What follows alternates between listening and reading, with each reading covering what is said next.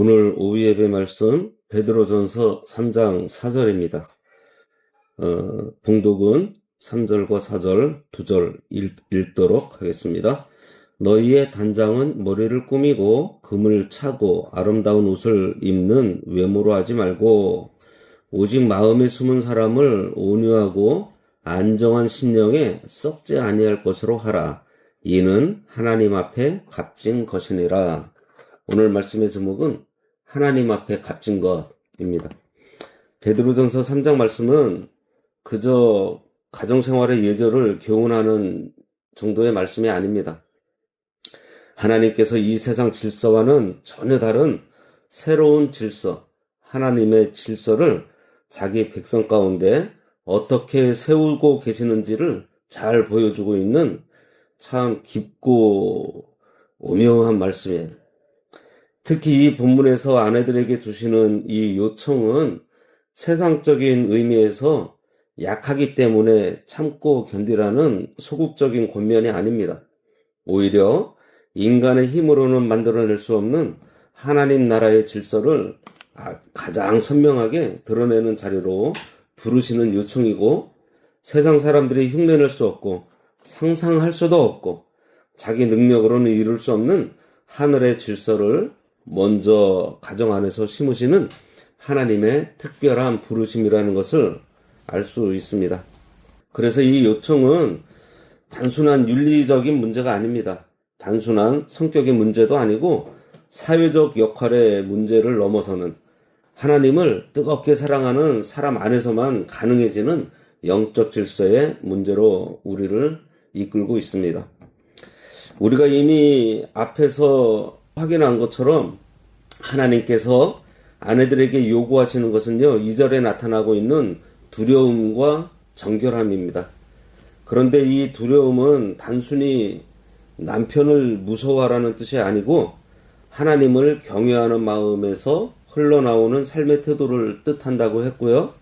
정결함 역시 도덕적인 단정함의 수준을 말하는 것이 아니고 하나님 앞에서 자신을 지키는 믿음의 순수함과 계명에 대한 충실함을 포함하고 있는 말입니다. 하나님께서 여기서 찾으시는 여인은 그저 조용하고 얌전한 여인이 아니에요.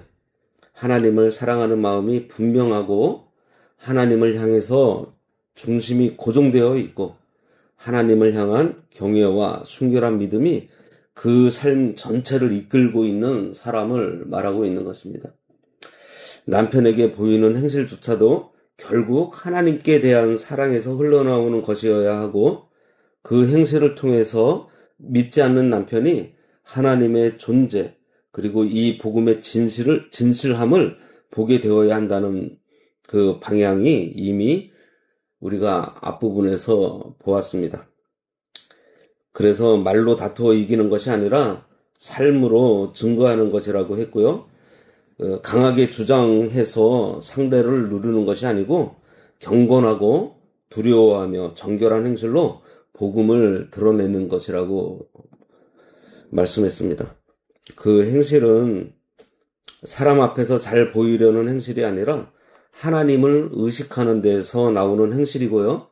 바로 이런 행실을 통해서 믿지 않는 남편이 예수 그리스도의 향기를 맡게 된다고 앞에서 전하고 있습니다. 그러므로 오늘 본문을 읽을 때 우리가 가장 먼저 버려야 될 오해가 있습니다. 이것이 어떤 금욕주의나 여성을 억압하는 논리라고 생각해서는 안 돼요. 하나님께서 여기서 요구하시는 것은요, 단순히 치장하지 말아라, 몸을 드러내지 말아라, 입 다물고 조용히 살아라, 그런 외형적인 통제의 명령이 아니에요. 하나님의 말씀은 언제나 목적을 가지고 우리들에게 말씀해 주십니다. 그 목적은 바로 하나님이에요. 다른 거 없어요. 이 말씀은 결국 하나님을 얼마나 사랑하는 거에 대한 문제이고 하나님을 향해서 얼마나 우리의 중심이 정해져 있느냐 문제입니다. 첫 번째 계명이 흐려진 상태에서는요, 이 말씀을 절대로 바르게 순종할 수가 없습니다.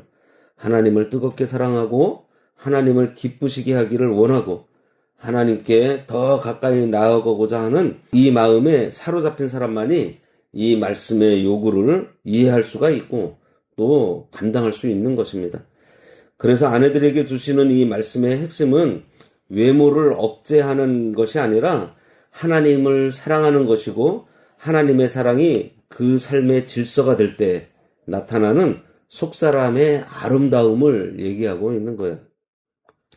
이제 오늘 중심이 되는 4절에 보면 먼저 3절과 4절은 서로 대조를 이루면서 연결이 되어 있어요.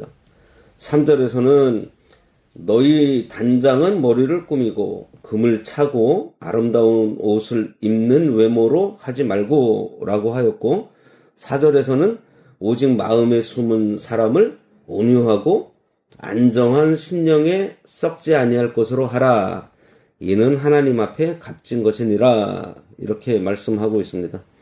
여기서 아주 중요한 단어가 하나가 있는데 바로 오직이라는 단어예요.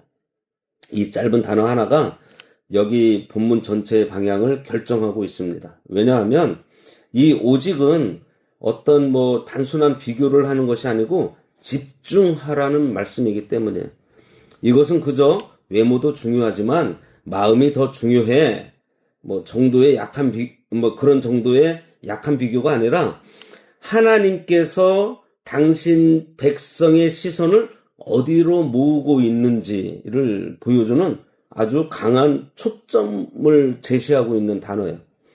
외모와 숨은 사람, 보이는 단장과 보이지 않는 영적 단장, 사라질 장식과 썩지 않을 장식, 사람 앞에서의 인상과 하나님 앞에서의 가치, 이것이 오직 이 하나를 중심으로 날카롭게 갈라지고 있다는 거예요.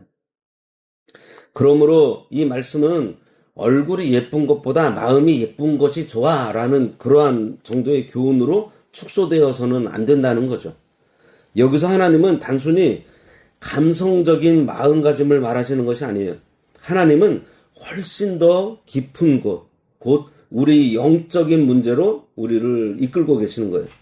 사람은 본능적으로 보이는 것을 믿고 보이는 것을 따르고 보이는 것을 붙잡고 싶어 해요. 보이는 평가, 보이는 단장, 보이는 결과, 보이는 위치, 보이는 영향력을 통해서 자기를 세우고자 합니다. 그러나 하나님은 보이는 것으로 사람을 새롭게 하시지 않고요, 보이지 않는 속사람부터 새롭게 하신다는 사실이에요. 그래서 여기 본문은 우리의 초점을 겉사람이 아니라 마음에 숨은 사람, 곧 속사람을 강조하고 있어요. 이 속사람은 외모와 대조되고 있는 내면의 사람, 중생한 자아, 그리스도와 함께 감추어진 생명입니다. 이 속사람은 예수 그리스도께 뿌리를 두고 그리스도를 닮아가고 정결하고 신실하고 사랑으로 형성되어 있는 내면을 가리키고 있어요. 그런데 여기서 우리는 이 본문을 진짜 아주 강하게 붙들어야 될 이유가 있습니다. 이 속사람의 문제는 결코 쉽게 다루어지는 문제가 아니에요. 이것은요, 단지 우리가 생각을 조금 바꾸는 수준의 문제가 아니에요. 습관을 이렇게 교정하고 이런 문제가 아니라는 거예요. 영의 문제는요, 싸움의 문제입니다. 전투예요.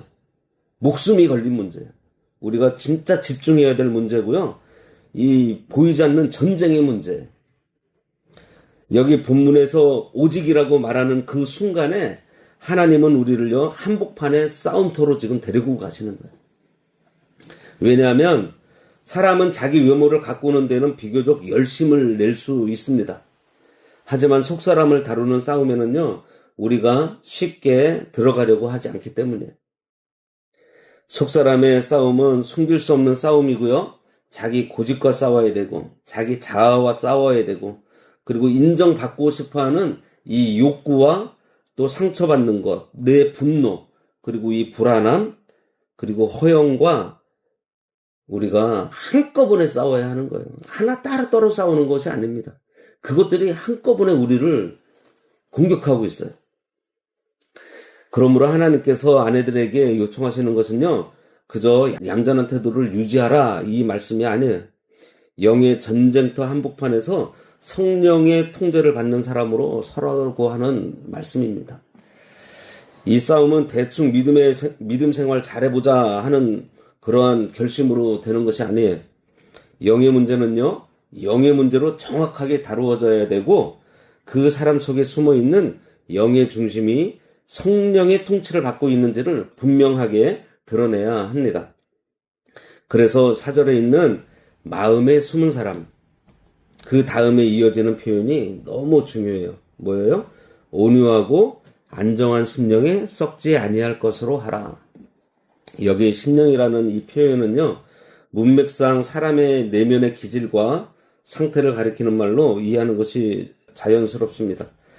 그러나 동시에 우리는 그것이 단순히 인간 안에 본래 있는 순한 성격 정도를 말하는 것이 아니라는 것을 알아야 돼요. 왜냐하면 여기 말씀이 요구하는 온유와 안정은요, 인간의 타고난 기질로 충분하게 설명되지 않아요. 여기 말하고 있는 온유는 상처받아도 참고만 있는 그러한 연약한 무기력한 것이 아니고 하나님 앞에서 자아가 낮아지고 부드러워진 상태를 말합니다. 이 안정하다는 것은 그냥 조용한 성격이 아니라 흔들리는 폭풍우가 치는 그러한 가운데에서도 하나님을 신뢰함으로 평온을 유지하는 영적인 상태를 안정이라고 말하고 있는 거예요. 그러므로 이것은 사람의 성품이면서도 동시에 성령의 다스림 아래 놓인 성품이고요. 사람의 심령이면서도 성령의 간섭함으로 형성된 심령이라고 해야 더 이 본문의 의미에 가깝습니다. 이 심령은 성령 자체라기보다 여인이 지녀야 할 기질과 내면의 상태를 가리키고 있고요. 그 기질이 결국 예수 그리스도와의 연합에서 나오고 그리스도로부터 형성된다는 거예요. 결국 인간은 수양을 쌓는 것이 아니고 성령께서 그 사람의 영을 만지실 때 가능한 상태라는 점에서 여기 말씀이 요구하는 속사람의 단장은요, 성령의 역사 없이는 불가능하다는 사실입니다. 그리고 온유를 한 번 더 생각해 보려고 하는데요. 온유는 세상이 이해하는 것처럼 기가 좀 약하거나 자기 주장을 전혀 하지 못하는 소심한 것을 온유라고 하지 않습니다. 성경이 말하고 있는 온유는 하나님 앞에서 자아가 죽어 있는 상태를 말해요. 자기가 살아있으면 사람은 조금만 자극을 받아도요, 즉시 반응하고 자기를 방어하고 자기를 정당화하고 자기를 드러내고 자기 주장을 관철하려고 합니다. 그러나 성령께서 사람의 속사람을 다스리게 되면 그 사람은 자기를 앞세우기보다 하나님을 앞세우고 자기 권리를 붙들기보다 하나님의 뜻을 붙들고 자기 감정보다 하나님의 뜻 안에서 자신을 낮추게 돼요. 그래서 온유는 연약함이 아니라 성령께 사로잡힌 강함이고요. 진 것이 아니라 자아의 죽음을 통한 승리예요. 특별히 가정 안에서 그리고 믿지 않는 남편 앞에서 이러한 온유는 그냥 되는 것이 아닙니다. 억울한 것이 있고 자기 설명이 필요하고 자기 고집이 있고 자기 판단이 있는데 그것을 십자가 아래 다 내려두고 하나님의 뜻을 따르는 일은요, 오직 성령께서 우리 영을 다루실 때만 가능해요.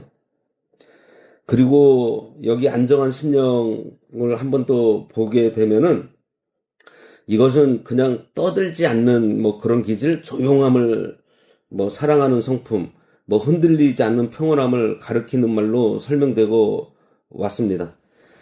특히 이 안정은요, 상황이 평안해서 생기는 것이 아니라 타인의 부정적인 반응, 또 현실의 여러 가지 어려움 속에서도 하나님을 신뢰하기 때문에 무너지지 않는 내적인 고요를 뜻해요. 이것이 참으로 중요합니다.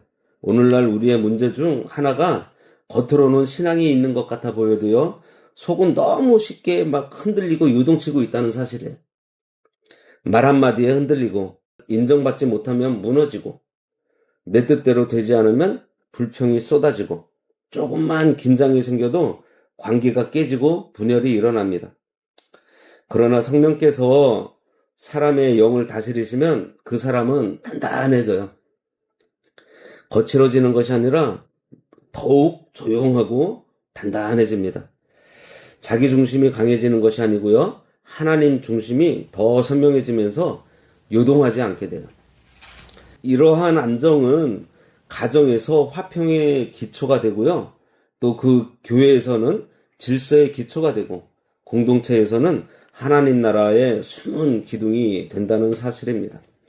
그러므로 오늘 말씀은 아내들에게 단지 겉모습의 절제를 요구하는 것이 아니라 영혼의 화장을 하라고 말씀하고 있습니다. 아내를 볼 때 이 사람은 외모를 꾸미는 데만 마음이 가 있는 사람이 아니라 속사람을 하나님 앞에서 가꾸는 사람이라는 느낌을 받아야 합니다. 다시 말하면 이 사람은 늘 영적 싸움에 집중하고 있고 하나님 앞에서 자기 영을 세우고 있고 성령께서 자기 안을 만져주시도록 자신을 하나님 앞에 다 열어놓고 사는 사람이라는 것이 느껴져야 하는 거예요. 그런 아내를 보면서 남편은 우리 아내의 성격이 참 좋다 이런 정도를 넘어서 하나님이 우리 아내와 함께 하시는구나 이것을 느끼게 되고 그 행실을 주의 깊게 살피다가 결국 하나님을 두려워하게 되는 것입니다. 베드로가 말하는 복음의 증언은 바로 이런 거예요. 말은 얼마든지 우리가 할 수 있지만 속사람이 바뀌지 않은 상태에서의 말은요 힘이 없습니다. 그러나 하나님을 경외하는 두려움과 정결한 믿음에서 나온 행실은 상대의 양심을 흔들게 되고요 복음의 진실함을 드러내고 하나님을 생각하게 만들어요. 말로 말미암지 않고 행위로 말미암아 구원을 얻게 하려 함이라. 이 말씀은 바로 복음적인 삶의 무게를 보여주고 있습니다. 하지만 이 말씀은 비단 아내들에게만 한정시키는 말씀이 아니에요. 베드로가 아내들에게 먼저 말하고 있을 뿐이지 실제로는 교회 전체가 함께 붙들어야 할 영적 원리입니다. 왜냐하면 하나님께서 기대하시는 질서가 세워지는 자리는요 언제나 속사람의 질서가 먼저 세워진 자리이기 때문이에요. 교회 안에 참된 화평이 있는 것 같고 예배 가운데 은혜가 넘치고 성도들 사이에서 쓸데없는 분열의 말이 줄어드는 것 같고 기도 가운데 마음이 하나 되는 것을 느낄 때가 있습니다. 이런 평화는요 저절로 생기는 것이 아니에요. 수많은 보이지 않는 자리에서 수많은 영적 싸움을 성도들이 하고 있었기 때문입니다. 어떤 사람은 자기 자아를 십자가에 못 박는 기도를 하나님 앞에 했을 것이고요. 어떤 사람은 자기 감정을 쏟지 않고 하나님 앞에 무릎을 꿇고 하나님 앞에 다 아는 사람이 있을 것이고 누군가는 말수를 줄이고 영의 중심을 하나님께 드렸기 때문에 그러한 일들이 가능한 거예요. 만일 이런 영의 싸움이 없었다면요 교회는 처음부터 실패하게 되어 있습니다. 겉으로는 프로그램이 완벽하고 활동하는 것들이 막 열정적으로 막 이렇게 보여도 보이지 않는 깊은 곳에서는요 분열과 불안과 어두움이 이렇게 꿈틀꿈틀대고 있어요. 그래서 우리는 이 말씀 앞에서 싸움의 성격을 정확히 알아야 하겠습니다. 우리의 싸움은요 혈과 육에 대한 싸움이 아니에요. 영적 싸움이에요. 사람과 사람의 성격 충돌이 본질도 아닙니다. 더 깊은 곳에서 벌어지는 영의 문제예요. 원수 마귀는 언제나 겉문제를 이용하고 있지만 실제 목적지는요 우리 사람들의 영이라는 사실이에요. 사람의 영이 하나님께 붙들리지 못하도록 만들고 성령의 통제를 받지 못하도록 만들고 자아를 죽이지 못하게 만들고 관계를 어지럽게 만들면 그 다음에 나오는 모든 분열과 갈등은요 너무 쉽게 번져나갑니다. 그러므로 우리는 문제를 너무 두루뭉술하게 다루면 안 돼요. 믿음 생활 잘하자. 좋게 지내야 돼. 교회가 하나 되어야 돼. 라고 말하는 것으로는 사실 충분하지 않습니다.